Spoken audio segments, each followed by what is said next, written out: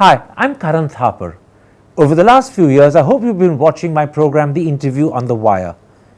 During that period, I've interviewed doctors, politicians, businessmen, scientists, authors, and even the occasional Nobel laureate. For me, it's been exciting. I hope it's been enjoyable for you.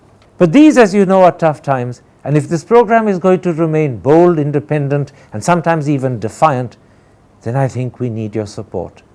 At the end of the day, it's a truism, but editorial independence is best defended by the viewers.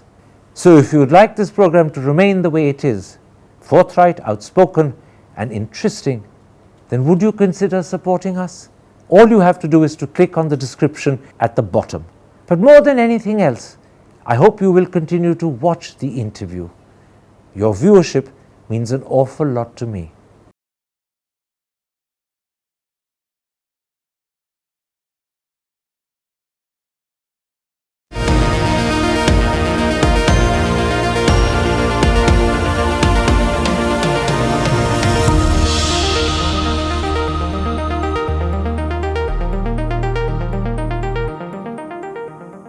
Hello and welcome to a special interview for The Wire.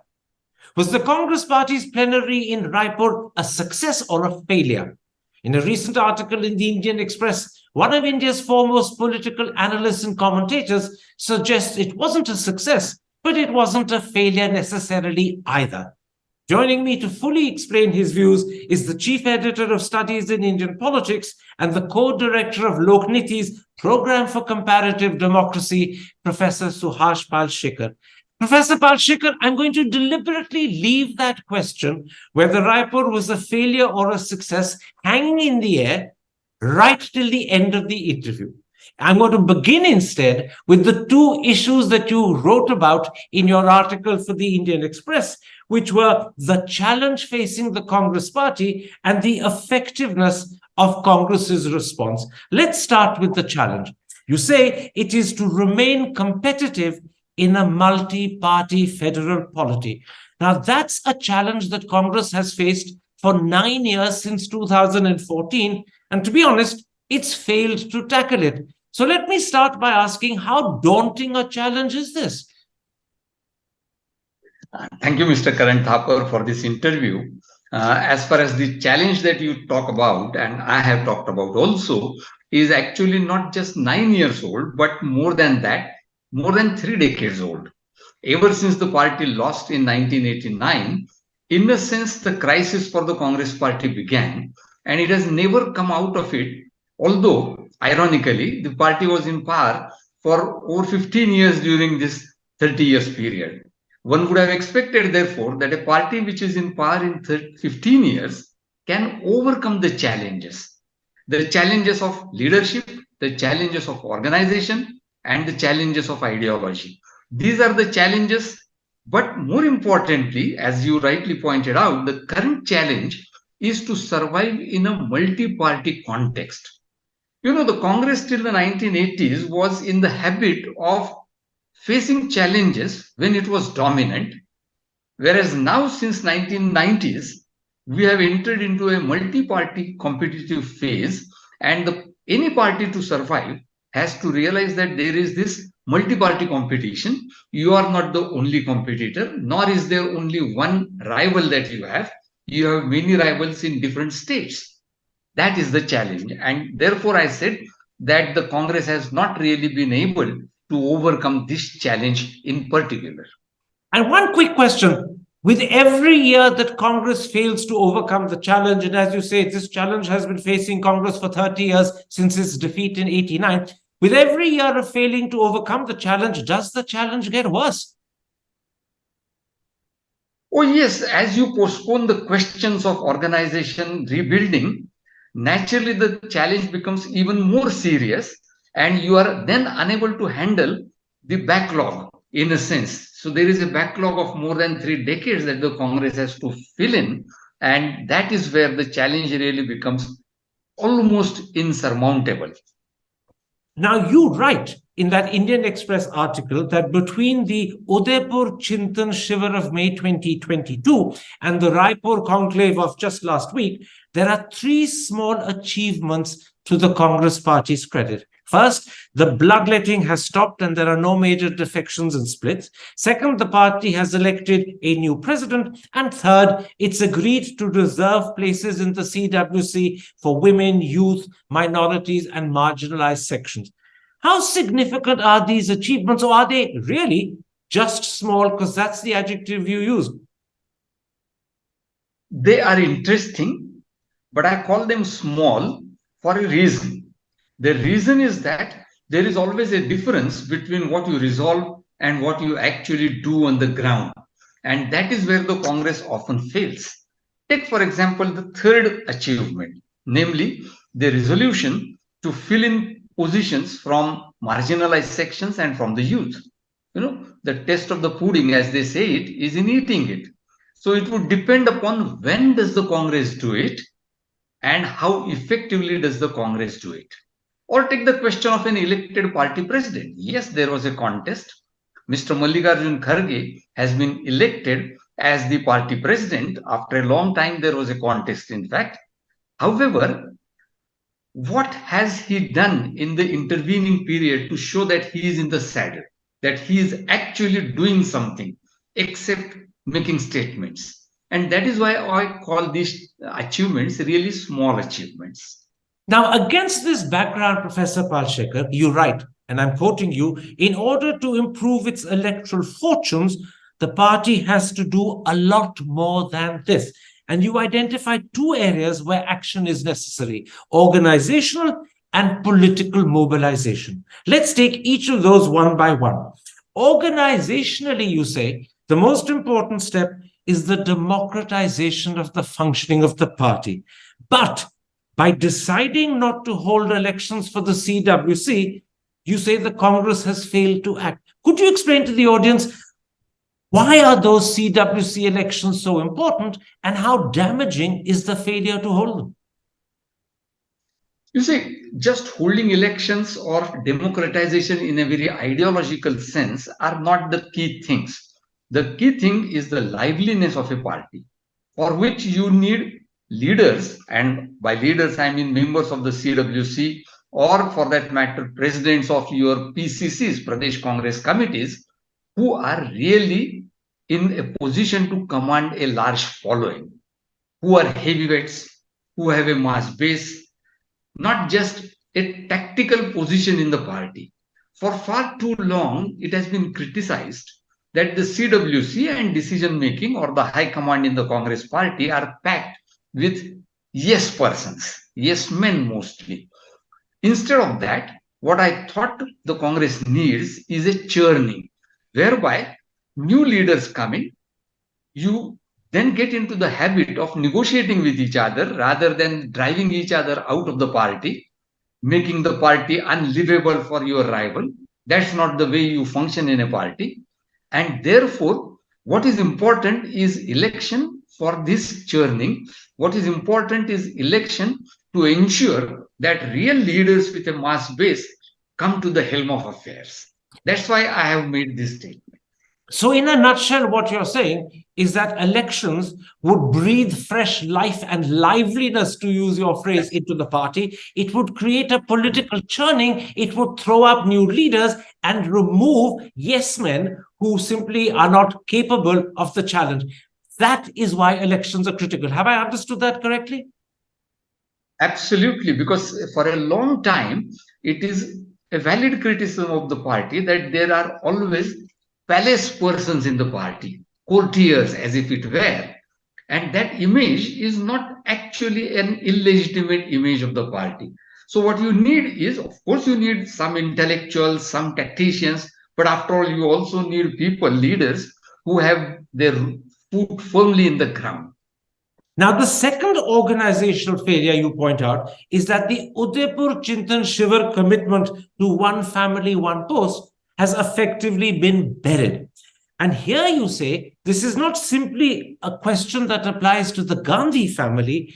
It goes further. I'll quote you. You say it has more to do with the entrenched interests of many families that control local party units.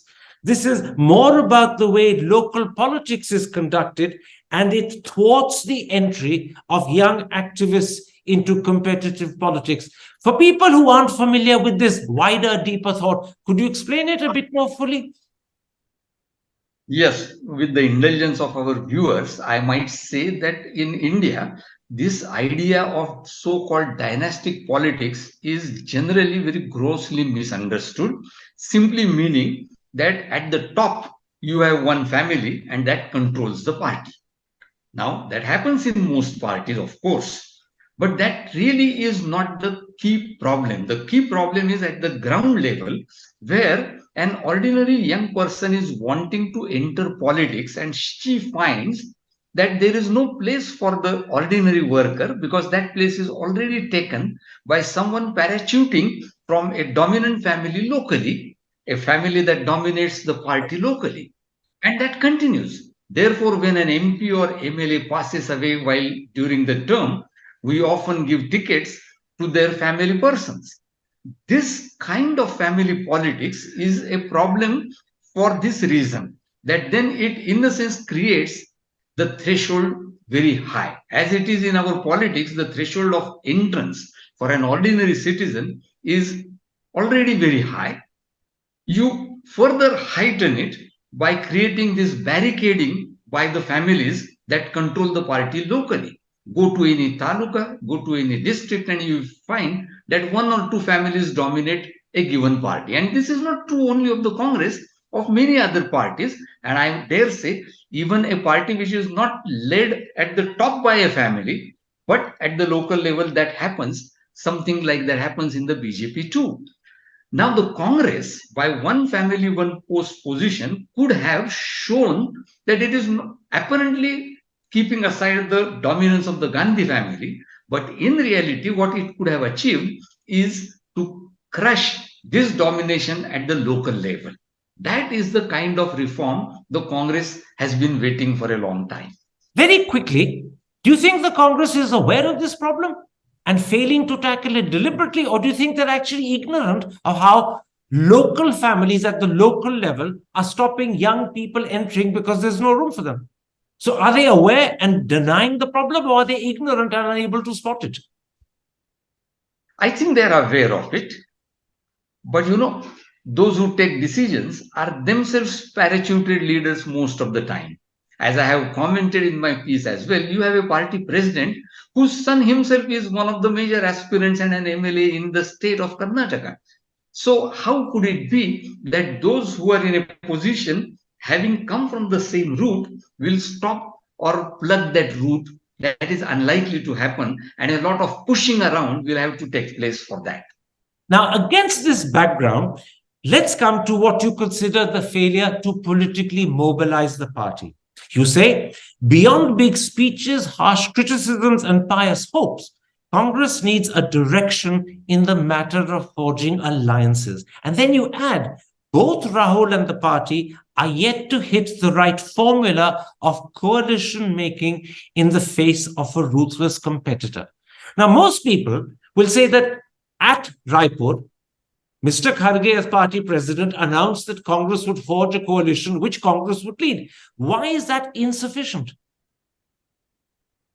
There are two things insufficient in it, which is that this idea of a grand coalition is just not going to work.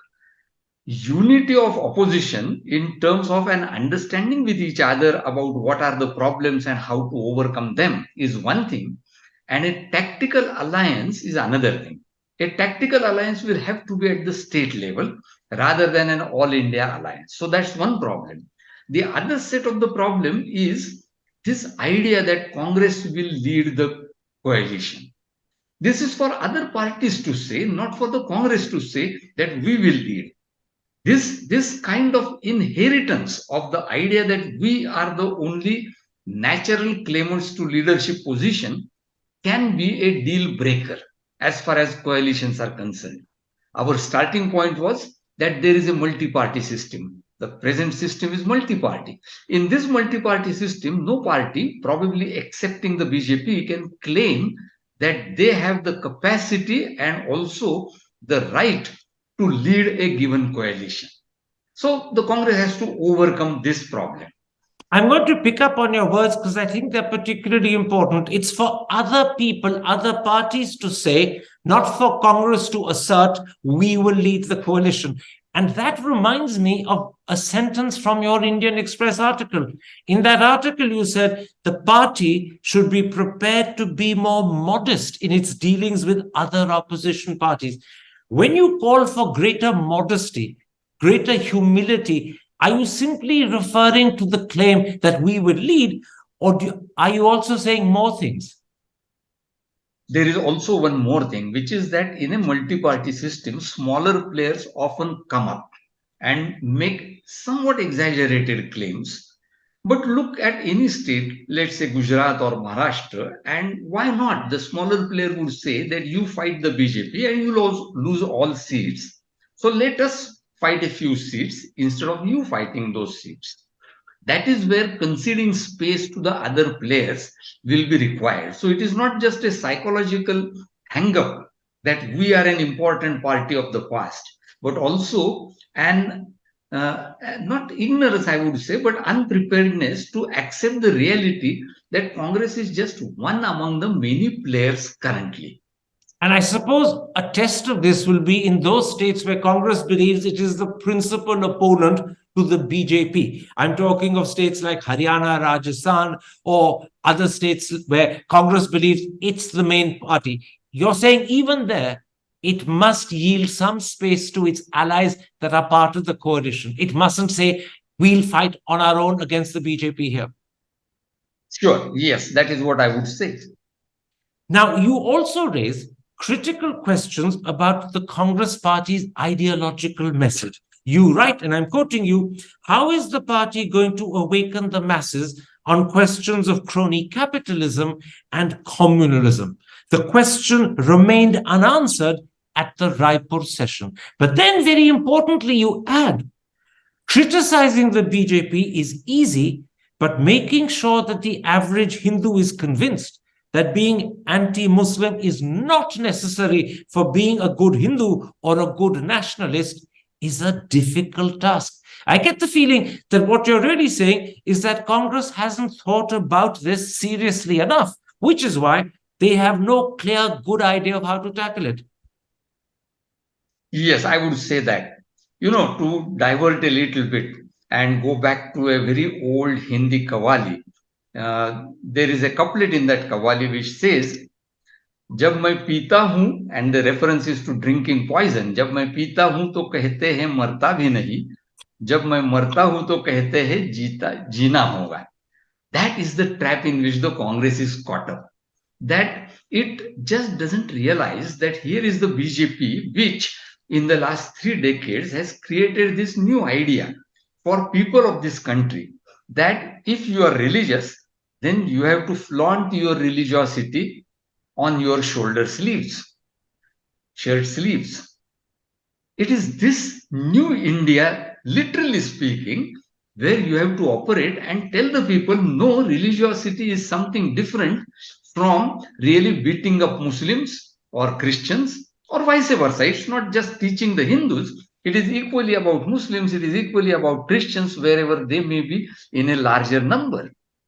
Now, for that, you would need actually ground level work, not speeches.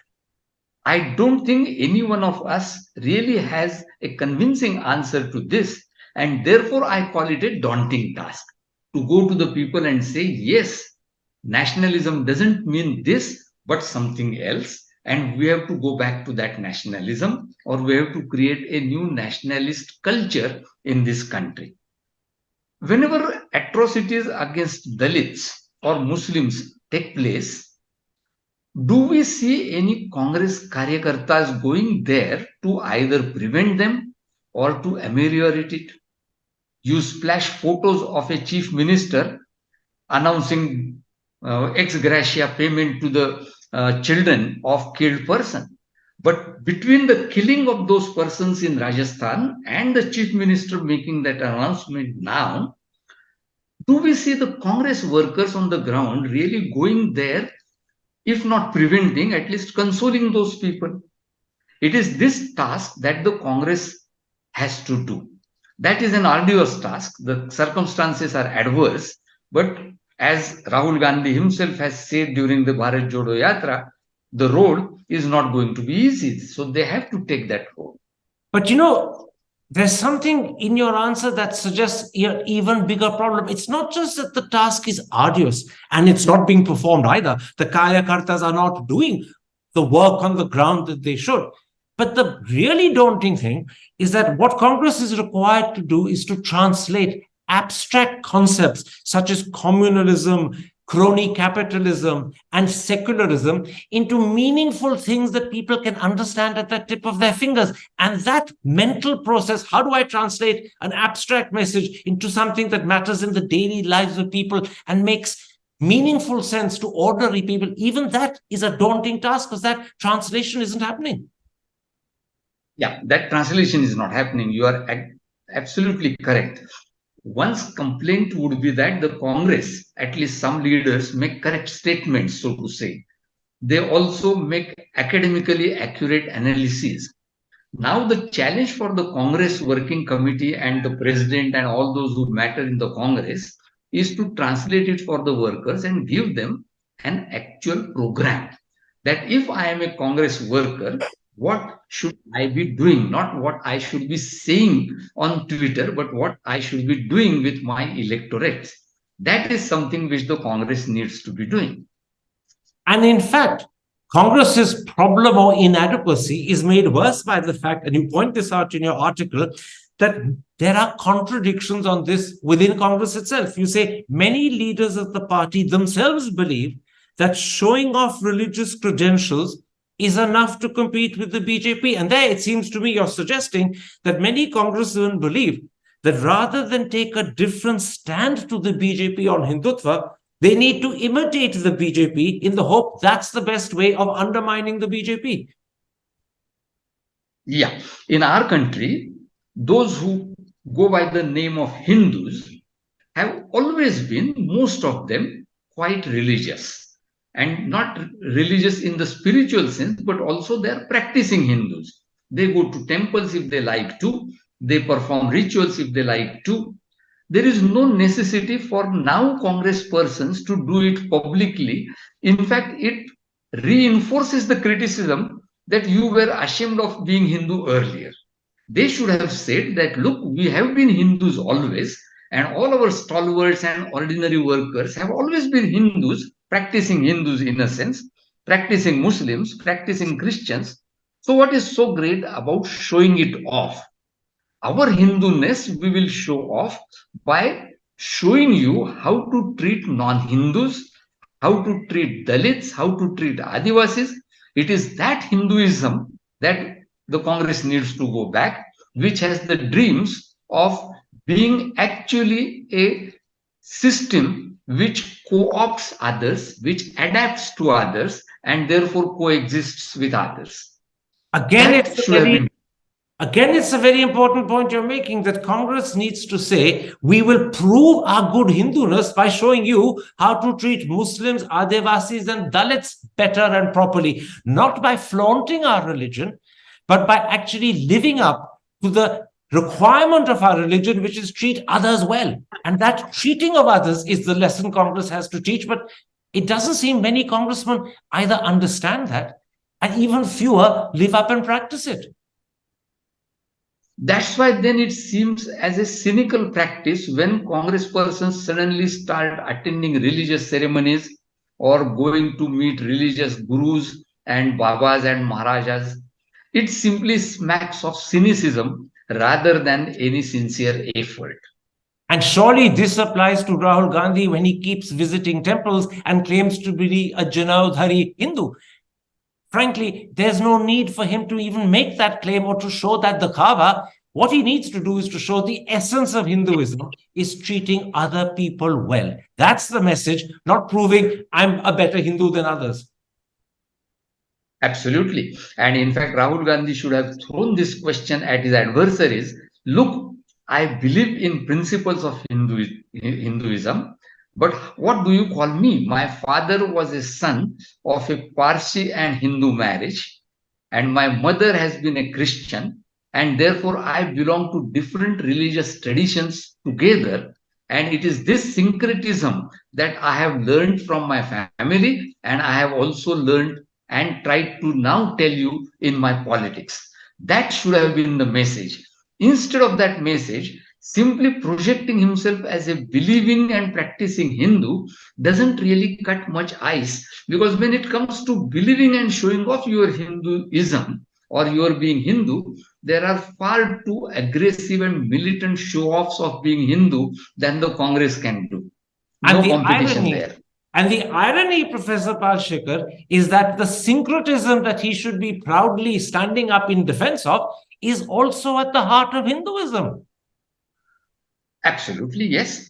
It is, in a sense, talking of Hinduism in a different language and register altogether. Being a good Hindu would also, therefore, mean critiquing whatever is wrong in Hinduism, appreciating whatever is good in other religions.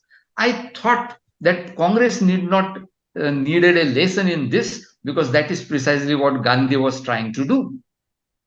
But 75 years after his death, Congress needs to be reminded and perhaps even woken up again to what Gandhi was trying to do. They've forgotten that that essential message, we are one, we will treat everyone equally and fairly, that central message has disappeared behind a dikhawa of imitative Hinduism to show that we are as good Hindus as the BJP. Yeah, that's like Kejriwal reciting the Hanuman Chalisa. Absolutely. Just as cheap as. Let me then at this point come to that tantalizing question that I deliberately raised in my introduction, but delayed till the end of the interview. In your article, you asked the question, was Raipur then a complete failure? And your answer is perhaps not. I get the impression that you believe Raipur was neither a complete failure, but nor a complete success. Yes, I think for the last 3.5 decades, the Congress has shown that it cannot die so easily. So one of the lessons in the decline of the Congress is also this possibility of a resilience, which is always there.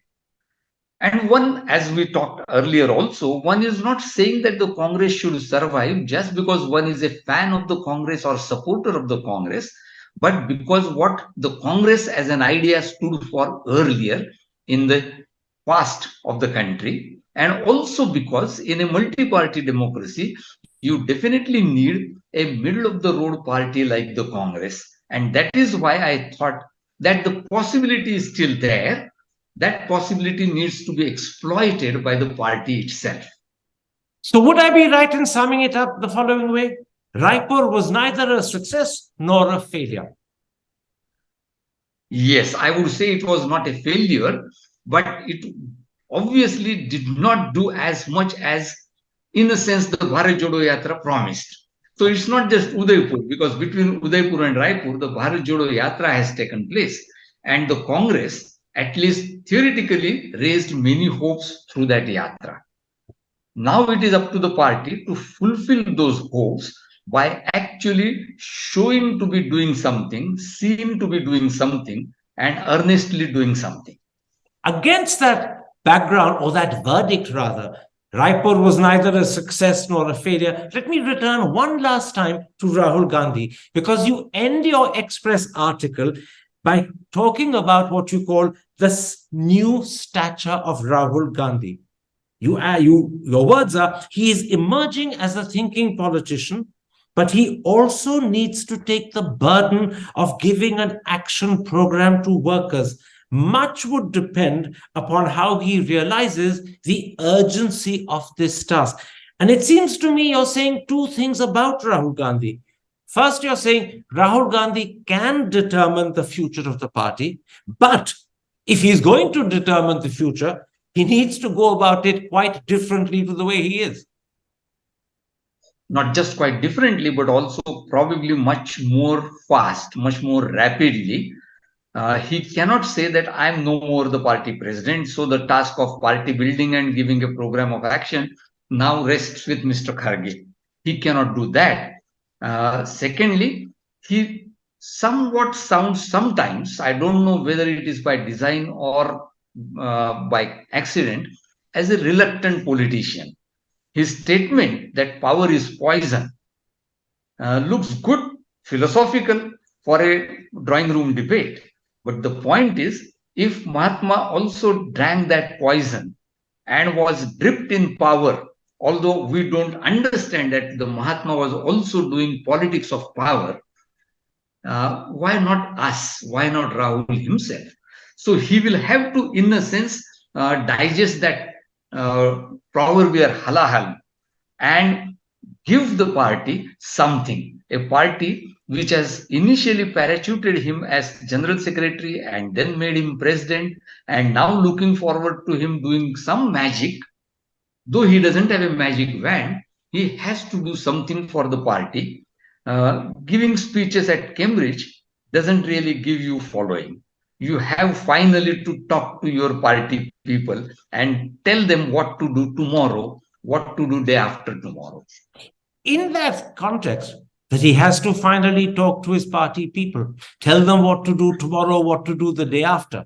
He has to, as you say, swallow the poison and become a politician, not someone who's a reluctant viewer or spectator from a Delhi drawing room. In that background, I want to ask you, how do you view the fact that he did not campaign in Nagaland and Tripura, I believe, at all? He only visited Meghalaya once. And that's also true of the campaigning in Gujarat in December, where he was barely present. It seems that for a man who believes that he could revitalize his party, he needs to put himself right at the front of doing so. He seems to shun campaigning. Absolutely, yes, I would say in Gujarat, whether it would have made any difference or not will always be a question of ifs and buts. But he should have been seen as leading the party and its campaign. Because remember, Gujarat, as we all know, has long been a direct confrontation between the BJP and the Congress. So you can't run away from Gujarat by saying there was coalition and so on and so forth. The same will be true of Tripura.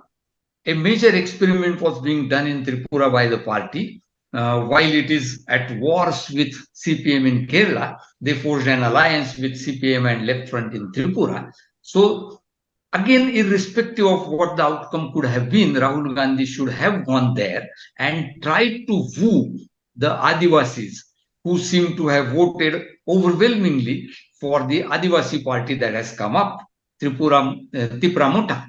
So he should have tried to at least enliven his workers, because it is, after all, a question not only of winning elections, but also showing to the workers that, look, in your defeat, I am also a partner and I will walk with you in your defeats, not just wait for you to win and then preside over your victory. So we're coming to the end. But I think as a conclusion, I'll ask if this is the right one about Rahul Gandhi. He could be, or he has at least the capacity to be, the person who determines the future of the Congress Party. But if he's going to succeed in doing that, he needs to do two things. Find a way of converting ideological messages about crony capitalism and communalism into meaningful concepts that people in everyday life can understand and relate to. And secondly, he needs to go there and lead from the front and tell his party workers what to do. He needs to be involved in the campaign. He needs to be involved in the heat and dust and the dirt and the mud, rather than shy away and go to Cambridge. Absolutely, yes. I would think that the Bharat Jodo Yatra, which he designed and went through, has now projected him as a definitely important leader of the party, though not a party functionary. So he cannot hide behind the fig leaf that I am an ordinary MP, I am no more party president. It's not a question of a formal position that he holds or doesn't hold.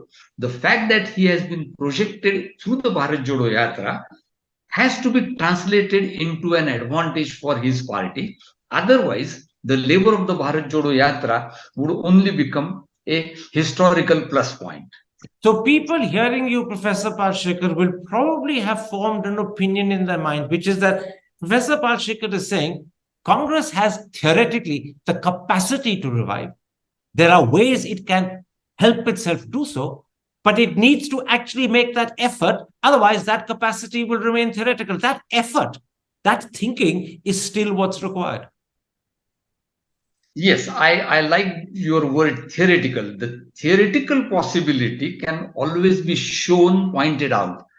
The question is whether that translates into practice. And I would still believe that given its presence in a number of states, the Congress does have theoretically this possibility of reviving and getting into the political fight.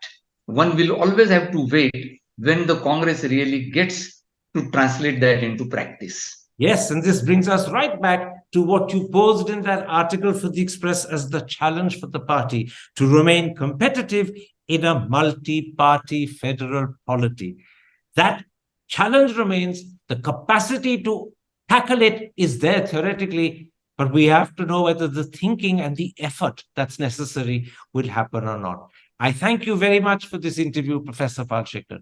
You've opened people's eyes to the Raipur conclave, and you've helped people understand both the challenge that Congress faces as well as what's necessary to overcome it and whether that will happen or not. Thank you very much indeed. Thank you. My pleasure. Hi, I'm Karan Thapar. Over the last few years, I hope you've been watching my program, The Interview on the Wire. During that period, I've interviewed doctors, politicians, businessmen, scientists, authors, and even the occasional Nobel laureate. For me, it's been exciting. I hope it's been enjoyable for you. But these, as you know, are tough times, and if this program is going to remain bold, independent, and sometimes even defiant, then I think we need your support. At the end of the day, it's a truism, but editorial independence is best defended by the viewers. So if you would like this program to remain the way it is, forthright, outspoken, and interesting, then would you consider supporting us? All you have to do is to click on the description at the bottom. But more than anything else, I hope you will continue to watch the interview. Your viewership means an awful lot to me.